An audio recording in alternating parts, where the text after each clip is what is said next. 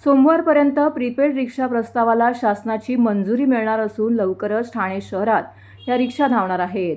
त्यामुळे रिक्षाचालक आणि प्रवासी यांच्यातील वाद संपून प्रवाशांना सुलभ आणि सुरक्षित सेवा मिळणार असल्याची माहिती आमदार संजय केळकर यांनी दिली आहे. मागील आठवड्यात आमदार संजय केळकर यांनी वाहतूक शाखा आणि आरटीओ अधिकाऱ्यांच्या उपस्थितीत ठाणे स्टेशन परिसरातील वाहतूक समस्यांबाबत पाहणी दौरा केला होता. यावेळी केळकर यांनी अधिकाऱ्यांना अनेक सूचना देखील केल्या होत्या. या पार्श्वभूमीवरती शासकीय विश्रामगृहात केळकर यांच्या पुढाकाराने संयुक्त बैठकीचं आयोजन केलं होतं. यावेळी माध्यमांशी बोलताना केळकर यांनी प्रीपेड रिक्षाबाबत माहिती दिली आहे. ठाण्याच्या प्रादेशिक परिवहन विभागाने याबाबतचा प्रस्ताव मंजुरीसाठी राज्य शासनाकडे पाठवला होता.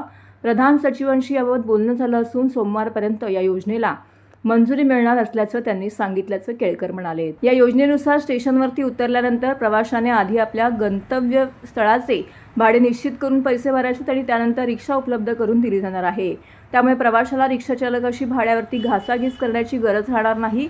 रिक्षाचालकाकडून मनमानी भाडे आकारणे, प्रवाशाला नकार देणे आणि गंतव्यस्थळावरून वाद होणे यावर नियंत्रण ठेवता येणं शक्य होणार असल्याचं केळकर यांनी सांगितले. बैठकीस वाहतूक शाखेचे पोलीस उपायुक्त पंकज शिरसाट, प्रादेशिक परिवहन अधिकारी हेमांगिनी पाटील, नगरसेवक भरत चव्हाण, अमित सरैया, अनिता यादव, जयेंद्र कोळी, विशाल वाघ इत्यादी उपस्थित होते.